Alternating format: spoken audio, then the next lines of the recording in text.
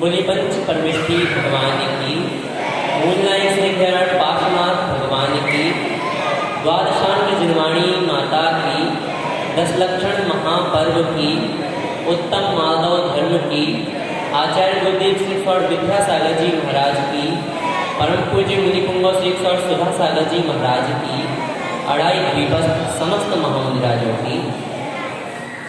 कल हमने प्रथम धर्म उत्तम क्षमा के बारे में जाना था। उत्तम क्षमा क्या था और उसे किस प्रकार से अंगीकार किया जाए। क्षमा का पर्यायवाची था क्रोध, और आज द्वितीय दिवस उत्तम माधव का दिवस है।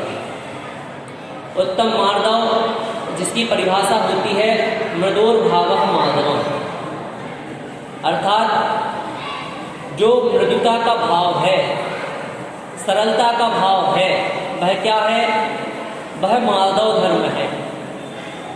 और यह जो माधव धर्म है, यह हमें क्या करना सिखाता है? तो जो माधव धर्म है, यह मृदुता जो गुण है, उसको हमें अंदर धारण करना है, यह सिखलाता है। कल हमने जो द्वाविंशतिका की लाइन पढ़ी थी, उस लाइन का अर्थ रह गया था। क्या था? प्रेम भाव हो सब जीवों में, गुणी जनों में हर्ष प्रभु, करुणा स्रोत वही दुखियों में, दुर्जन में माध्यस्थ हो। सभी जीवों पर तो क्या हो? मैत्री का भाव हो, जिसका उदाहरण कल अच्छे से दे दिया था। सभी जीवों पर प्रेम भाव, मैत्री का भाव।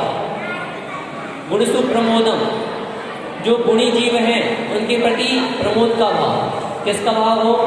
प्रमोद का भाव हो। क्लिष्टेषु जीवेषु, जो दुखी जीव हैं, कैसे हैं? जो दुखी जीव हैं उनके प्रति कैसा भाव हो? दया का भाव हो। कैसे भाव हो? माताएं सुने यहाँ, कैसा भाव हो?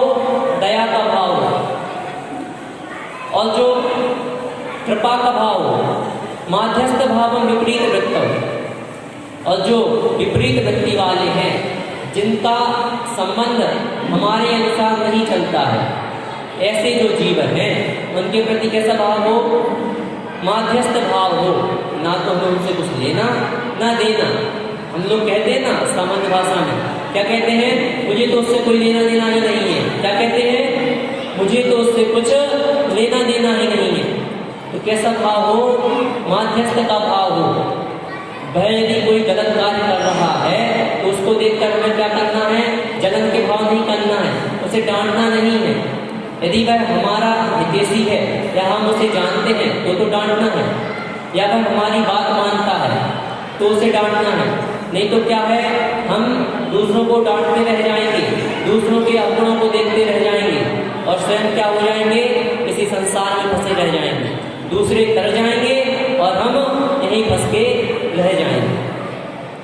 आज द्वितीय दिवस जो माधव धर्म का दिन है, यह हमें क्या सिखाता है?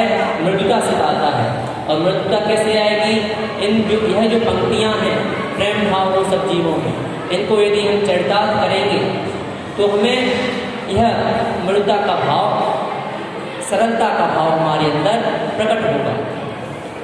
सर्वार्थ सिद्धि जी में आचार्य पूज्यपाद स्वामी जी जहाँ 10 धर्मों का वर्णन आया, उसमें टीका करते हुए कहते हैं, जात्यादि मदादि अभिमानो भाव माधवम, अर्थात जो जात्यादि मद है, जाति आदि मद है, इन जाति आदि मद का कथन कहाँ आया? तो इनका कथन रत्नकंडक शाक्ताचार्य जी के 25वें श्लोक में आया, जहाँ आचार्य समंत भद्र जी कहते हैं, ज्ञानम पूजाम कुलम जातिम वलवृद्धि तपो वपु अष्टावासित्य मानित्वम स्मय माहुर्गतस्मया। अर्थ क्या हुआ? ज्ञानम अर्थात ज्ञान, पूजाम अर्थात पूजा, कुलम अर्थात कुल, जातिम अर्थात जाति, वल अर्थात वल, वृद्धि अर्थात वृद्धि, तप अर्थात तप, और वपु अर्थात यह शरीर। यह क्या है? यह 8 प्रकार के मद हैं। अष्टावासित मानित्वम, यह जो है यह 8 प्रकार के मद हैं। और जो इन मदों को धारण करता है वह गतस्मया अर्थात निम्नता को प्राप्त होता है। क्या होता है? लोक में निम्न पर्याय को प्राप्त होता है। इनको हम विस्तृत रूप से समझें तो ज्ञान का मद, ज्ञान का मद क्या है? छोटे छोटे से कार्यों में हम अपना मद प्रकट करने लगते हैं। कहते हैं अधजल गगरी छलकत जाए। क्या कहते हैं? अधजल गगरी छलकत जाए। जिन्हें संपूर्ण ज्ञान होता है उन्हें कभी अभिमान नहीं होता, क्योंकि वह जो अभिमान है उससे अच्छी तरह से परिचित हो चुके हैं। इसलिए जिनके पास संपूर्ण ज्ञान होता है, जिनके पास जिस वस्तु का संपूर्ण ज्ञान होता है, वह कभी अभिमान नहीं करते। लेकिन जिनके पास आधा अधूरा ज्ञान होता है, वह क्या करते हैं? हर जगह अपने ज्ञान को प्रकट करते हैं, और उससे क्या होता है? उन्हें कई जगह अपमानित भी होना पड़ता है। आपने अक्सर यह देखा होगा कि जो व्यक्ति कहीं भी जाकर अधिक वाचालता करते हैं, अधिक बोलते हैं, तो उन्हें कई जगह अपमानित होना पड़ता है, अपने बड़ों के समक्ष अपमानित होना पड़ता है। सभी ध्यान दें, अभी इन प्रवचनों के बाद 5 प्रश्न ही पूछे जाएंगे, इसलिए प्रवचनों को बड़े ध्यान से सुनें। यहाँ शोरगुल बहुत अधिक हो रहा है, जिन्हें नहीं सुनना है वह मंदिर जी के बाहर चले जाएं, और सांस्कृतिक कार्यक्रम जब होने लगेंगे तब पुनः आ जाएं। तो जो ज्ञान का मद है वह क्या है?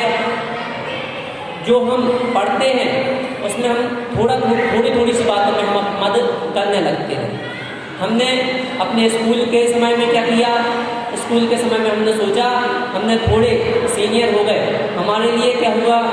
मद आ गया कि हम सीनियर हैं। हमने क्या किया? दूसरों को दबाया, अपने ज्ञान के प्रभाव से दूसरों को दबाया।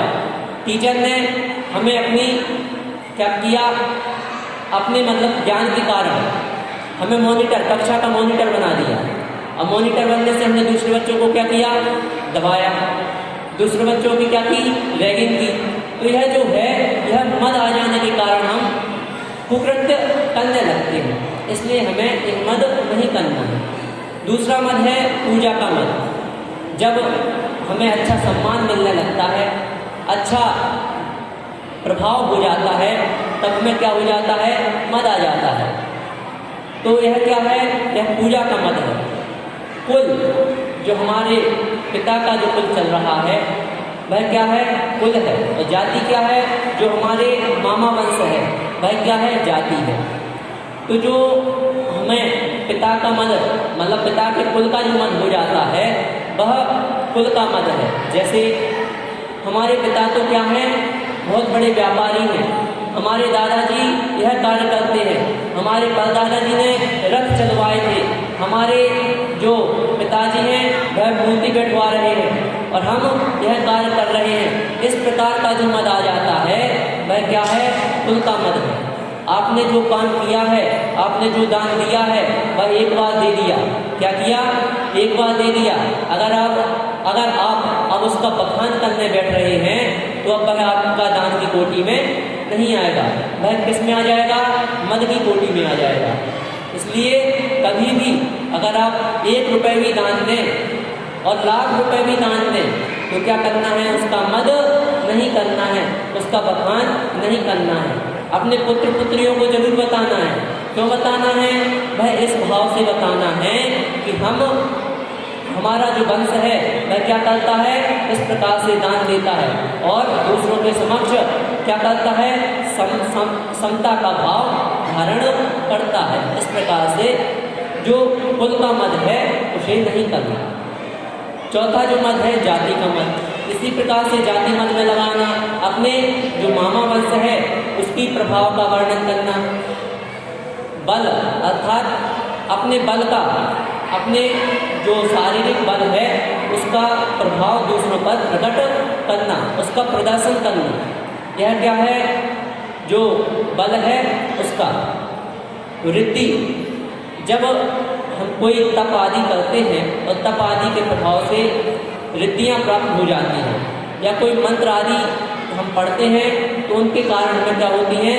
रिद्धियाँ प्राप्त हो जाती हैं। बहुत से श्रावक, बहुत सारे ब्रह्मचारी पियाजी आदि रिद्धियों को सिद्ध करते हैं तो उन रिद्धियों का मद जो होता है वह आ जाता है, जिस कारण से अनेक बार ऐसा भी देखने को मिलता है कि वह रिद्धियाँ विपरीत प्रभाव करने लगती हैं।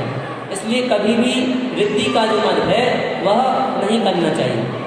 तप का मद, हमारे मुनिराज आदि तप करते हैं तो उन्हें किंचित मात्र भी क्या होता है? मद नहीं होता है। परंतु हम श्रावक क्या करते हैं? एक एकासन कर लिया, एक उपवास कर लिया और उसके लिए क्या करते हैं? शहर भर को बताते हैं कि हमने उपवास किया है, आज हमारा उपवास है। और कई बार तो ऐसा होता है कि हम बताने के लिए ही उपवास करते हैं। क्या करते हैं? बताने के लिए ही उपवास एकासन आदि करते हैं कि हमें दूसरों को बताना है, इसलिए हम उपवास कर लेते हैं। तो यह जो उपवास आदि है उसका फल आपको विपरीत रूप में लगेगा। वह आपका जो पुण्य रूप फल मिलना था वह पाप रूप में परिणत हो जाएगा। इसलिए कभी भी अपने तप का मद नहीं करना चाहिए। अंतिम जो 8वां मद है वह है बपू अर्थात शरीर का मद। शरीर हमारा बहुत सुंदर है, हमारे बाल बहुत सुंदर हैं। अक्सर यह ऐसा बखान जो हमें सुनने को मिल जाता है। इस प्रकार का मद नहीं करना चाहिए। चक्रवर्तियों ने भी इस प्रकार के मद को किया तो उन्हें कुष्ठ रोग जब हुआ तो उन्हें अपने मद का भान हुआ कि हम जो है मद कर रहे थे, हम जो है घमंड कर रहे थे, अपने शरीर पर घमंड कर रहे थे, वह हमें नहीं करना चाहिए। और उन्होंने अपने शरीर को क्या जाना? हेय जाना, छोड़ने योग्य जाना और दीक्षा लेकर उत्तम तप करके उत्तम गति को प्राप्त हुए। इसलिए यह जो मद है, इन मदों को छोड़कर, इस अभिमान को छोड़कर अपने अंदर क्या करना है? सरलता के भाव को धारण करना है। देखिए, सुनते सभी हैं, परंतु क्या होता है जब एक कोई मोटिवेशन स्पीच चल रही होती है और हम सब वहाँ उस मोटिवेशनल स्पीच को सुनते हैं तो उस समय हमारे अंदर क्या होता है? बहुत अच्छे विचार आना प्रारंभ हो जाते हैं। हम क्या करते हैं? अब तो हमें बिल्कुल पढ़ना ही है, अब हम क्या करेंगे? यह कार्य करके ही रहेंगे। तो उस समय तक और उसके पश्चात कुछ समय तक हमारे मन में वह भाव चलते रहते हैं। लेकिन जैसे ही हम उस हॉल के बाहर आते हैं और थोड़ा बहुत समय बीतता है तो वह जो वहाँ हमने सुना था वह सारी स्पीच हम भूल जाते हैं। क्यों भूल जाते हैं? क्योंकि हमारे जो बाहरी वातावरण है उसमें हम पूर्णतः पुनः रच जाते हैं। तो हमें पुनः जो हमने क्या किया था, अपने अंदर दृढ़ संकल्प लिया था, वह विस्मृत हो जाता है और पुनः हम प्रारंभ की जैसी क्रियाएं करने लगते हैं। तो उसी प्रकार से हम यहाँ प्रवचन तो कर रहे हैं, प्रवचन सुन रहे हैं, परंतु हमें ऐसा नहीं करना है कि हम यहाँ से बाहर जाएं और कुछ समय पश्चात पुनः वही अभिमान की बातें, पुनः वही क्रोध आदि करने लगे। हमें क्या करना है? दोनों कान जो है खुले नहीं रखना है। क्या करना? दोनों कान खुले नहीं रखना। क्यों? एक कान से तो जाएगा और दूसरे कान से निकल जाएगा। आपको एक कान बंद करना है, एक कान से सुनना है और बीच में ही इस बात को रोककर रखना है। यह तो उदाहरण मात्र है, लेकिन आपको अपने जीवन में यदि उच्च आदर्श को प्राप्त करना है, अगर एक समाज के बीच में आदर्श बनना है, तो आपको माधव धर्म को अंगीकार करना पड़ेगा। पर्सनैलिटी डेवलपमेंट, आजकल इसकी क्लासेस बहुत सारी हैं। पर्सनैलिटी डेवलपमेंट के लिए बच्चे क्या करते हैं? बहुत सारी कोचिंग क्लासेस में जाते हैं, परंतु वहाँ भी उनका जो डेवलपमेंट है वह नहीं हो पाता है। क्यों नहीं हो पाता? क्योंकि वह शिक्षा नहीं दे पाते हैं। वहाँ भी वह जाता है तो विनय भाव को नहीं सीख पाता है। विनय भाव कब सीखेंगे? जब हम विनय से, किससे? विनय से विद्या को प्राप्त करेंगे। एक राजा एक विद्वान को अपने कक्ष में बुलाता है और उससे कहता है कि आप हमें विद्या का दान दो। और वह नीचे खड़ा होता है, तो वह विद्वान जब नीचे खड़ा होता है और वह उसे सब कुछ बताता है, तो वह राजा उसे ग्रहण नहीं कर पाता। क्यों नहीं कर पाता? इसलिए क्योंकि वह उसकी विनय नहीं थी, उसका यथायोग्य सम्मान नहीं था। अगर उसका यथायोग्य सम्मान होता तो वह तुरंत ग्रहण हो जाता। राजा बहुत दिन तक प्रयास करता है, उस विद्वान की बातों को सुनता है, परंतु उसे जरा सी भी बात समझ नहीं आती है। और जब बात समझ नहीं आती है तो वह एक दिन उसका कारण उसी विद्वान से पूछता है। तब वह विद्वान कहता है, हे राजन, आप कहाँ बैठे हैं? आप उच्च आसन पर बैठे हुए हैं और मैं कहाँ हूँ? मैं आपसे नीचे हूँ। इसलिए आप जो है ज्ञान की यथायोग्य विनय न कर पाने के कारण आपको यह ज्ञान प्राप्त नहीं हो पा रहा है। तब राजा क्या करता है? उसका जो आसन है अपने से उच्च आसन पर लगवाता है और फिर उससे शिक्षा ग्रहण करता है। तो वह ज्ञान जो है उसे जल्दी शीघ्रता से प्राप्त होने लगता है। वह उस ज्ञान को शीघ्रता के साथ ग्रहण करने लगता है। इस मान का जो कारण है वह क्या है? मान का कारण मात्र एक है, हम दूसरों के सम्मान को नहीं देख सकते। क्या नहीं कर सकते? हम दूसरों का जब कोई सम्मान हो रहा होता है तो उस सम्मान को हम नहीं देख सकते। सबकी बात नहीं कर रहे हैं। जो मानी व्यक्ति होता है वह क्या करता है? दूसरों के सम्मान को नहीं देख सकता। वह अगर दूसरों का सम्मान हो रहा होता है तो उसमें अपना अपमान समझ लेता है। अरे उस व्यक्ति का तो सम्मान हो रहा है और मुझे बुलाया तक नहीं। तो इस प्रकार का भाव उसके अंदर जब आ जाता है तो वह वहाँ मान को अंगीकार कर लेता है। हम देखते हैं हमारे प्रथमानियों के ग्रंथों में अनेकानेक उदाहरण ऐसे भरे पड़े हुए हैं जिनको इस मान के कारण, मात्र मान के कारण अपनी पूरी जो वंश के वंश हैं वह सारे के सारे नष्ट करने पड़े। उनके पूरा वंश का नाम निशान भी नहीं रह गया। हम देखते हैं कि रावण कौरव वंश कहा जाता है, मान करते मर गए जिनके रहे न अंश, तीनों को तुम देख लो रावण कौरव वंश। और भी अनेकानेक ऐसे उदाहरण हैं जो मानी व्यक्ति जिनका क्या हासिल हुआ, उन्हें नरक गति तो प्राप्त हुई, पर भाव में तो दुख प्राप्त हुआ ही, परंतु इस भाव में भी उन्होंने अपने सामने ही क्या किया? अपने पूरे वंश का नाश होते देखा। किसके कारण? मात्र मान के कारण। रावण क्या था? उसके पास सभी विद्याएं थी, सभी रिद्धियां थी। उस जैसा ज्ञानी व्यक्ति पूरे तीनों लोकों में कोई नहीं था, परंतु मात्र एक मान के कारण उसने अपनी बुद्धि भ्रष्ट कर ली और उस मान के कारण ही उसने अपने पूरे वंश का नाश अपने सामने होते हुए देखा। तो इस प्रकार जो मानी व्यक्ति है वह अपने मान को क्या करता है, प्रकट करता है और स्वयं को क्या करता है, हानि पहुंचाता है। इसलिए यह जो मान है इसका हमें क्या करना है, इसको हमें ग्रहण करना है। क्या करना है, क्या करना है, ग्रहण करना है, नहीं करना है। यह जो मान है यह ध्येय है। क्या है, ध्येय है। और माधव जो गुण है, मृदुता का जो गुण है वह क्या है, उपादेय है। क्या है, उपादेय है, ग्रहण करने योग्य है। इसलिए माधव धर्म को अंगीकार करना चाहिए। जब भी हम कोई कार्य करते हैं, हम समझ लो मान का कार्य कर रहे हैं, तो हमें पहले यह सोच लेना चाहिए कि हमसे पूर्व जिन्होंने यह कार्य किया है, क्या किया है, जिन्होंने भी हमसे पूर्व यह कार्य किया है जो हम आज करने जा रहे हैं, उसका फल उन्हें क्या प्राप्त हुआ। हम मान करते हैं तो हमारे मान जो हम करेंगे उसका फल तो पूर्व में किसने कैसा प्राप्त किया। तो इस बारे में अगर हम विचार करेंगे कि पूर्व में जो हम कार्य वर्तमान में करने जा रहे हैं उसका प्रभाव, उसका फल क्या हुआ था, तो हम निश्चित ही क्या करेंगे, अपने मान का गणन कर पाएंगे।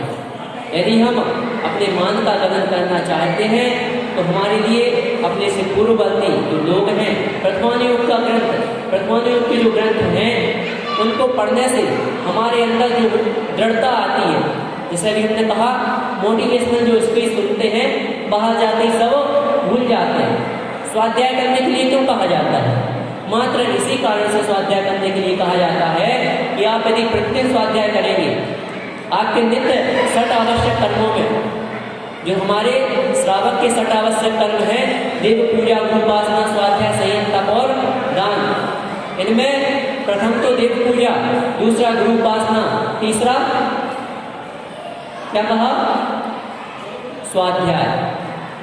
और स्वाध्याय इसलिए रखा क्योंकि हम अगर प्रतिदिन स्वाध्याय करेंगे तो हमें स्व का ज्ञान होगा। किसका ज्ञान होगा, स्व का ज्ञान होगा, अपना ज्ञान होगा। और अपना ज्ञान जब होगा तो हम जो पाप कार्य हैं, जो कषाय हैं, जो हमारे विकारी परिणाम हैं, हम उनको छोड़ेंगे और अपने निज स्वरूप में हमेशा लीन रहेंगे।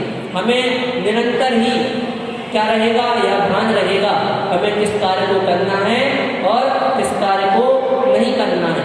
यदि हम प्रतिदिन आधा घंटे स्वाध्याय करते हैं तो हमें यह मालूम चलेगा कि हम क्या कर रहे हैं, कौन सा कार्य अच्छा कर रहे हैं और कौन सा कार्य बुरा कर रहे हैं, कौन सा कार्य शास्त्र के अनुरूप कर रहे हैं, कौन सा कार्य शास्त्र के विपरीत कर रहे हैं। तो हमें प्रतिदिन स्वाध्याय करना है और यह जानना है कि हम जो भी कार्य करें वह शास्त्र के ही अनुरूप हो। यह जो मद है इसका वर्णन वर्तमान जो लेखक हैं उन्होंने भी किया है। कहा, पल रुधिर राधमल थैली की कस बसादिते मैली, नव द्वार बहे घिनकारी अस देह करे कि में आदि। यह जो देह है, आप मान किसका करते हैं, इस शरीर के द्वारा ही मान करते हैं ना। क्या करते हैं, इस शरीर के द्वारा ही मान करते हैं। और जब इस शरीर के द्वारा आप मान करते हैं तो उसकी आप सच्चाई तो देखो, क्या सच्चाई है, क्या आप उस देह को अपने साथ ले जा पाएंगे। अरे देह क्या, देह की जो राख हो जाती है उस राख का भी कोई उपयोग नहीं करता है। एक बार कोयले की राख का तो उपयोग किया जा सकता है, परंतु आपकी देह की जो राख है उसे वहीं पर या तो जमीन में गाड़ दिया जाता है अथवा नदी में विसर्जित कर दिया जाता है। तो हमें यह जो देह है इस पर मद नहीं करना। पल रुधिर राधमल थैली, इसमें क्या है, खून, पीप आदि जो है, नव द्वार जो है, यह सभी जो है यह हमें अपनी देह के अपवित्र होने का भान कराते हैं। हम यदि प्रथमान योग के ग्रंथों का प्रतिदिन स्वाध्याय करेंगे, हम यदि 12 भावनाओं का थोड़ा भी चिंतन करेंगे तो हमें यह भान, थोड़ा सा भी भान हमें अंतरंग से होने लगेगा।